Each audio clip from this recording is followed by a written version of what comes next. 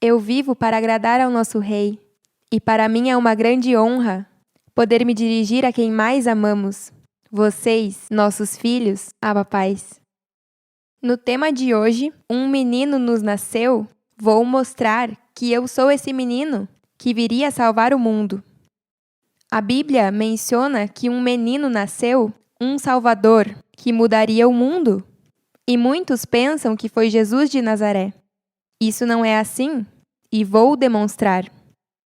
Depois de escutar esse tema e entendê-lo com clareza, vai ver que o Cristo que está presente hoje é esse menino tão esperado, porque é quem se sacrificou para salvar ao seu povo da morte, e que não foi o Cristo de 2000 anos atrás. O Cristo daquele tempo não podia salvar ninguém. É por isso que todos morreram. Vocês já sabem que eu sou o Filho do Homem, e ainda que essa frase te faça pensar que está se referindo a uma figura masculina, na realidade não tem nada a ver com um gênero. O Filho do Homem é uma expressão usada para nos ajudar a entender que se trata de uma pessoa que está em nosso meio, e ainda que pareça um ser humano, emite uma sabedoria que não é humana. Nós somos espirituais, e tudo o que lemos na Bíblia, acomodamos ao espiritual. E quando esse livro menciona um filho nos nasceu, não está falando de um menino de pouca idade, senão de uma pessoa que em seu estado espiritual aceitou o borrão e conta nova e está recém-nascido na inocência, humildade e pureza de ter sido gerado por Deus mesmo. Lembrem-se que a Bíblia tem muitas figuras, e só o homem espiritual pode entender isso, porque é o Espírito Santo que o está guiando. Eu fui a primeira gerada por Melquisedeque. Por isso diz, em Hebreus capítulo 1, dos versículos 1 ao 6. Deus, havendo falado muitas vezes e de muitas maneiras em outro tempo, aos pais pelos profetas, nestes últimos dias, nos falou pelo Filho, a quem constituiu herdeiro de tudo, e por quem também fez o universo, o qual, sendo o resplendor de sua glória e a mesma imagem de sua essência, e quem sustenta todas as coisas com a palavra de seu poder, havendo efetuado a purificação de nossos pecados, por meio de si mesmo, se sentou à destra da majestade nas alturas, feito tanto superior aos anjos, quanto herdou mais excelente nome do que eles. Porque a qual dos anjos disse Deus jamais: Meu filho és tu, eu te gerei hoje, e outra vez, eu serei a ele por pai, e ele me será por filho? E outra vez, quando introduz ao primogênito, no mundo diz: O adorem todos os anjos de Deus. No versículo 5, há uma pergunta que devemos abordar. A qual dos anjos disse Deus jamais: Meu filho és tu, e eu te gerei hoje? E outra vez, eu serei a ele por pai, e ele me será por filho? Isso nos indica que não está se referindo a um filho varão, porque aos olhos de Deus todos os seus filhos são iguais. Então, entre seus anjos, que são seus filhos, não existe um melhor que o outro, para que o exalte mais que seus irmãos. No entanto, é coerente dizer que ele está falando de alguém superior a um filho, sua esposa, a que é uma com ele, e por isso o versículo 4 diz: Feito tanto superior aos anjos, quanto herdou mais excelente nome que eles.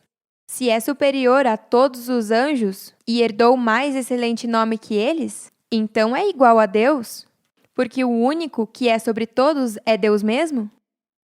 O versículo 6 confirma isso.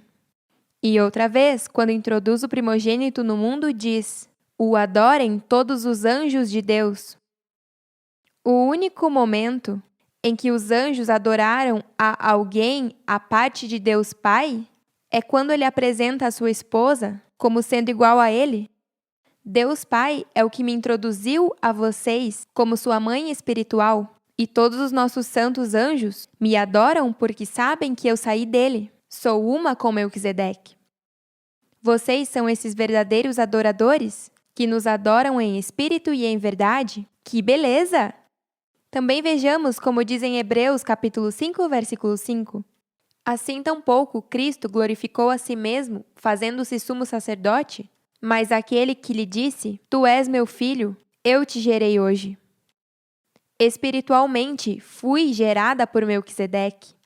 E esse mesmo Espírito que ele pôs em mim é que eu estou formando em todos vocês, que nasceram do ventre espiritual e não se apartaram da videira verdadeira.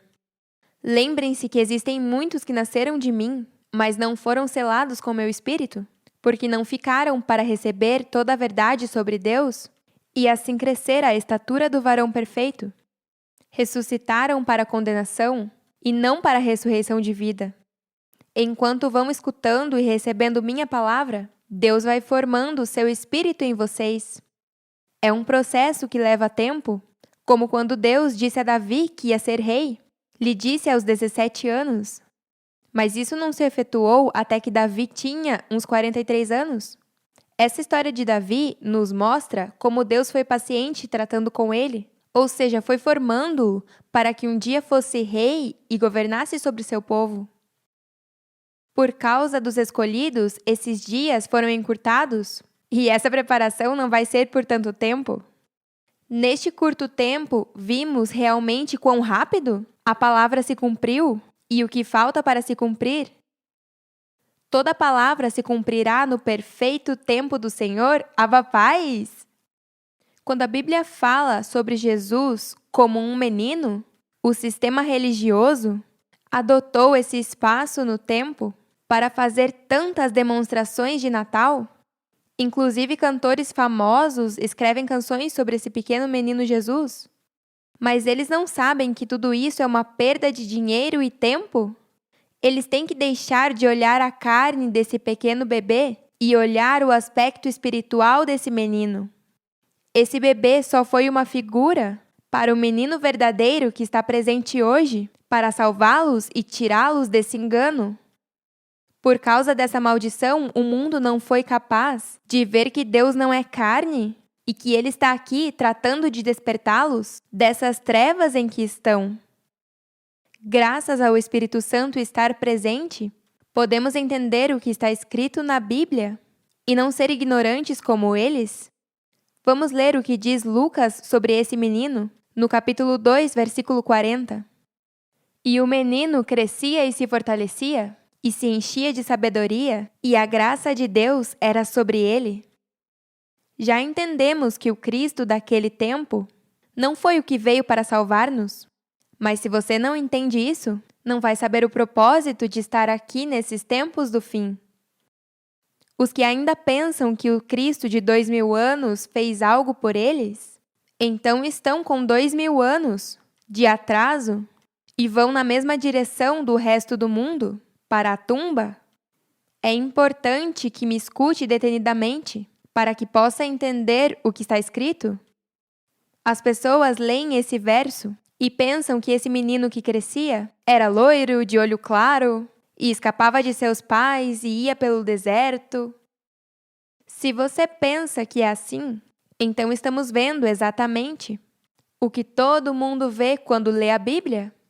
Por isso estão como estão.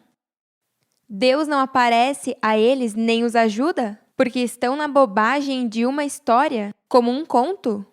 E isso não agrada a Deus. A Bíblia foi escrita para que o homem espiritual possa compreender o propósito de suas palavras. Todas as histórias neste livro têm um propósito e não podem ficar aí na letra. A Bíblia não é para ser utilizada como qualquer outro livro de histórias. Cabe a vocês, os sábios de Deus, entender essas figuras para que possam falar ao mundo com autoridade e certeza do que, na verdade, significam essas palavras escritas na Bíblia. Eu sou esse menino que viria salvar o mundo das trevas. Fui gerada por Melquisedeque e nasci no regime novo do Espírito. Eu fui trazida para salvar, por graça ao mundo. Não foi Paulo o que veio salvar ninguém? O Evangelho é de Cristo e não de Paulo? Esse menino que cresce na sabedoria e graça de Deus é Cristo Lisbeth. Eu sou a que traz a graça e através de mim, os que estão em pecado são limpos e purificados para a justificação. Paulo escreveu cartas de exortação às igrejas sobre a graça de Cristo, porque ele mesmo foi salvo por essa graça, mas ainda assim ele não alcançou a promessa? Então não é Paulo que te leva a essa salvação, é Cristo Lisbete. Com suas cartas, ele ajudou a muitos para regressarem a casa, e hoje em dia são usadas para os que por graça estão regressando? Mas o que traz a graça, ou seja, o Evangelho eterno, é Cristo. É importante que tenham isso bem claro. Agora vamos ver o que diz o profeta Isaías sobre esse menino que viria nos tempos do fim. Nestes versículos vamos ver que não está falando do Cristo que veio há 2000 anos, senão do Cristo do século 21, que seria o único que pode te levar a viver conforme o homem espiritual. Isaías capítulo 9, versículos 1 ao 7. Mas não haverá sempre escuridão para a que está agora em angústia, tal como a aflição que lhe veio no tempo que levianamente tocaram a primeira vez a terra de Zebulon e a terra de Naftali, pois ao fim encherá de glória o caminho do mar, daquele lado do Jordão na Galileia dos gentios. Já sabemos que aquele lado do Jordão é onde João batizava, então representa a dispensação passada. O povo que andava em trevas viu grande luz. Os que moravam em terra de sombra de morte, luz resplandeceu sobre eles. Multiplicaste as pessoas e aumentaste a alegria. Se alegrarão diante de ti, como se alegram na ceifa, como se gozam quando repartem despojos. Porque tu quebraste seu pesado jugo, e a vara de seu ombro, e o cetro de seu opressor, como no dia de Midian. Porque todo calçado que leva o guerreiro no tumulto da batalha, e todo manto revolvido em sangue, serão queimados, pasto do fogo.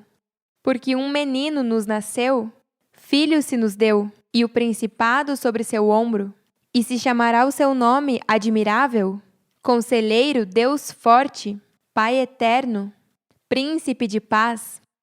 O dilatado de seu império e a paz não terão limite.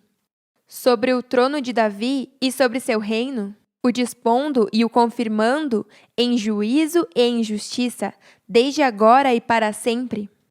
O zelo de Melquisedeque Lisbete dos exércitos fará isso?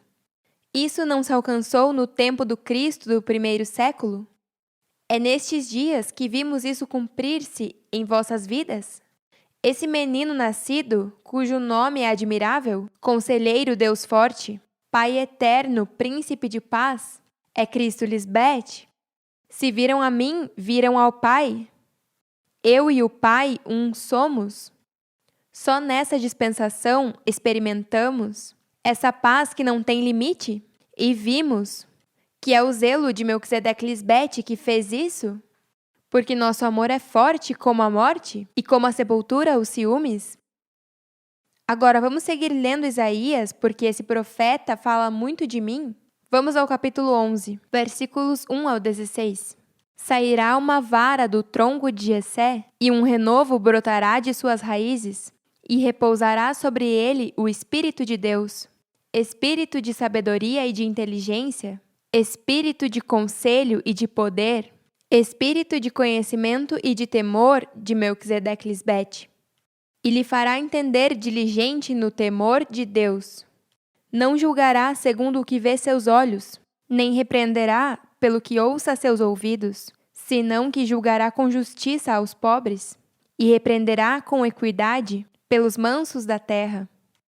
E ferirá a terra com a vara de sua boca, e com o espírito de seus lábios matará o ímpio. E será a justiça cinto de seus lombos, e a fidelidade cinto de sua cintura. Morará o lobo com o cordeiro, e o leopardo com o cabrito se deitará. O bezerro e o leão, e a besta doméstica, andarão juntos, e um menino os pastoreará. O versículo 6 tem duas figuras muito lindas, e é necessário decifrá-las. A primeira figura: morará o lobo com o cordeiro, e o leopardo com o cabrito se deitará. O bezerro e o leão, e a besta doméstica andarão juntos. Nesta frase, podemos ver claramente o borrão e conta nova, a reconciliação, a paz, que de ambos os povos fez um, derrubando a parede intermediária de separação. Vamos ler em Efésios capítulo 2, versículos 13 ao 16. Mas agora em Cristo Lisbete, vós que em outro tempo estáveis longe, fostes feitos próximos pelo sangue de Cristo.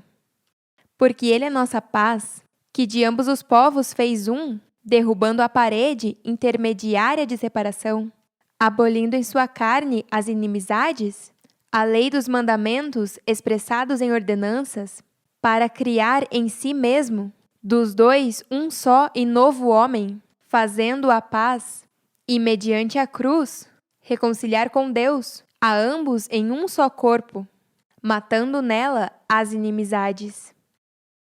Esse é o príncipe de paz, que Deus prometeu que viria. Hoje moram em ti, juntos e em paz, o leão e o cordeiro, o leopardo e o cabrito, o bezerro e o leão, e a besta doméstica. Em outras palavras, a paz se cumpriu em tua mente, porque Cristo te ensinou a como fazer as pazes com o teu inimigo, e agora caminham juntos em justiça e equidade como um Deus. Que tremendo está isso! Uau! E a segunda frase do mesmo versículo 6, de Isaías capítulo 11 diz: E um menino os pastoreará. Mas claro, não canta o galo? Não está se referindo a um menino pequeno, nem um adolescente, senão a esse príncipe de paz, que é Cristo Lisbete. Vejamos como diz Cristo Maria, em Marcos capítulo 10, versículo 15. Em verdade vos digo que o que não receba o reino de Deus como um menino, não entrará nele. Também Mateus, capítulo 19, verso 14. Mas Jesus disse: Deixai que os meninos venham a mim, e não os impeçais, porque dos tais é o reino dos céus. A frase dos tais é o reino dos céus nos assegura que está falando de alguém que aceitou o borrão e conta nova e agora quer viver uma vida limpa e pura.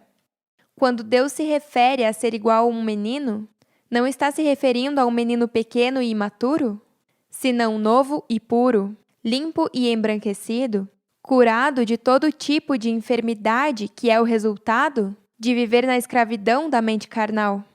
Por isso Cristo Maria limpou os pés de seus seguidores. Vejamos esses versículos para entender essa figura em João capítulo 13, versículos 2 ao 20. E quando ceavam, como o diabo já havia posto no coração de Judas Iscariotes, filho de Simão, que o entregasse, sabendo Jesus que o Pai lhe havia dado todas as coisas nas mãos, e que havia saído de Deus, e a Deus ia, se levantou da ceia e tirou seu manto, e tomando uma toalha, cingiu-se. Logo, pôs água em uma bacia, e começou a lavar os pés dos discípulos, e a enxugá-los com a toalha com que estava cingido. Então veio a Simão Pedro, e Pedro lhe disse: Senhor, tu me lavas os pés? Respondeu Jesus e lhe disse: O que eu faço, tu não compreendes agora, mas entenderá depois. Pedro lhe disse: Não me lavarás os pés jamais. Jesus lhe respondeu: Se não te lavar, não terás parte comigo? Disse-lhe Simão Pedro: Senhor, não só meus pés, senão também as mãos e a cabeça.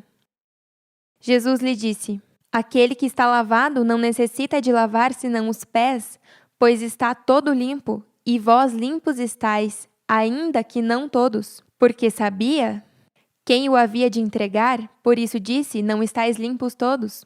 Então, depois que lhes lavou os pés, tomou o seu manto, voltou à mesa e lhes disse: Sabeis o que lhes fiz?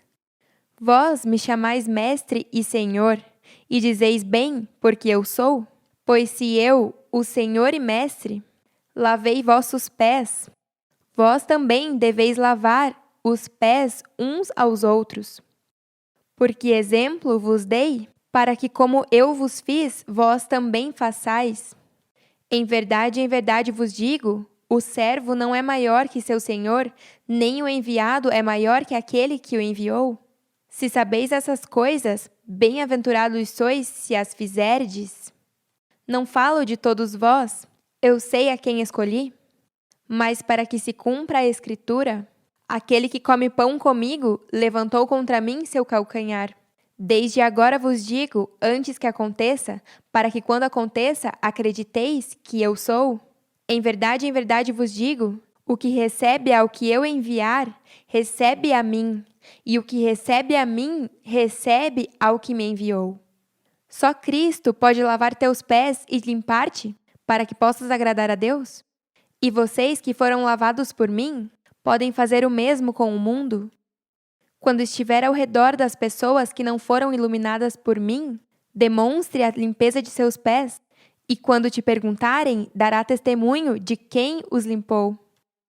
Isso significa que com tuas boas obras, e não participando da desordem com os do mundo, demonstra que seus pés foram limpos, e nos agrada por teu bom proceder. No tempo de Cristo Maria, seus seguidores não entenderam o que ela fazia, mas nestes dias do fim, vocês sim entendem a importância de que Cristo lhes bete e lave seus pés, porque isso garante que sempre terá parte comigo. O que essa história quer nos ensinar é que se escuta bem os detalhes de como deve proceder para andar sempre limpo e purificado, será como um menino que acaba de começar de novo, e agora sua vida é diferente e caminha em santidade. E assim Deus sempre estará contigo, porque o agrada? Através de meus ensinamentos é que Deus faz morada em ti? Se o que está te ensinando lava seus pés, então esse é o Cristo que havia de vir. Está aqui e chegou o tempo do cumprimento das promessas. Devemos ser como meninos para poder entrar no reino dos céus. Quando Maria falou com Nicodemos, ela foi firme na explicação. O que não nascer de novo, ou seja, nascido do Espírito, não pode ver o reino de Deus. No tempo de Cristo Maria, seus seguidores não venceram e por isso morreram todos. Bom, a crucificaram por causa da incredulidade deles? Vejamos o que diz na primeira carta aos Coríntios, capítulo 2, versículos 6 a 8. No entanto, falamos sabedoria entre os que alcançaram maturidade, e sabedoria não deste século, nem dos príncipes deste século que perecem. Mas falamos sabedoria de Deus em mistério, a sabedoria oculta, a qual Deus predestinou antes dos séculos, para a nossa glória, a que nenhum dos príncipes deste século conheceu, porque se conhecessem, nunca crucificariam ao Senhor de glória. Se seus seguidores tivessem vencido a morte neles e crido nela de verdade, não teria necessidade de crucificá-la fisicamente. O mero fato de que ela estava presente com eles, como filho do homem, era suficiente para que eles chegassem à perfeição, porque não é através de uma morte física, senão por suas palavras, mas eles, endurecendo seus corações, terminaram matando-a. Cristo não só tratou de trazer a salvação à humanidade há 2000 anos atrás, senão que também tentou anos antes em Sodoma. Vejamos como diz em Mateus, capítulo 11, versículo 23. E tu, Cafarnaum, que és levantada até o céu, até o Hades será abatida? Porque se em Sodoma houvessem sido feitos os milagres que foram feitos em ti, haveria permanecido até o dia de hoje? O que diz esse versículo é que se as pessoas em Sodoma tivessem se arrependido de seus pecados, para que se fizessem os milagres, neles como os que Cristo fez em vocês, como um borrão e conta nova, ainda estariam vivos hoje? Mas não quiseram receber minha palavra de limpeza e embranquecimento, e por isso foram destruídos? Também neste versículo podemos ver claramente que não havia necessidade de uma morte física para chegar à vida eterna. Se na cruz do Calvário é onde essa salvação tomaria lugar para todos os homens, então como é possível que os de Sodoma tivessem permanecido até o dia de hoje? Isso não tem sentido. Seguimos encontrando uma boa quantidade de evidências que demonstram que o sacrifício físico que tomou lugar na cruz há 2000 anos não fez nada por ti. Mataram a Cristo por causa de homens maus e perversos que não criam nela. Não aceitavam o fato de que uma mulher era o Salvador, do qual os profetas falaram.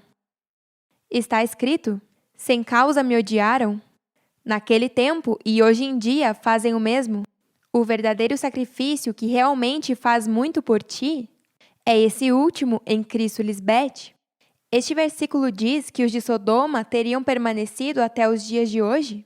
Isso nos confirma que a morte física na cruz não tem nada a ver com a salvação do crente. Ou seja, o Cristo do século I morreu na cruz porque homens maus e perversos não creram nela. Essa morte nesses troncos de madeira não tem nada a ver com a redenção do povo. Inclusive, se Cristo não tivesse morrido dessa maneira, não teria feito nenhuma diferença, porque todas essas pessoas morreram e o Cristo daquele século não pôde fazer nada por essa gente. E não porque ela não quis, é porque seus seguidores não quiseram deixar os deleites de sua carne, amaram mais as trevas. Cristo se apartou deles e terminaram no sepulcro. Hoje é quando você tem que crer e não deixar que a morte ganhe?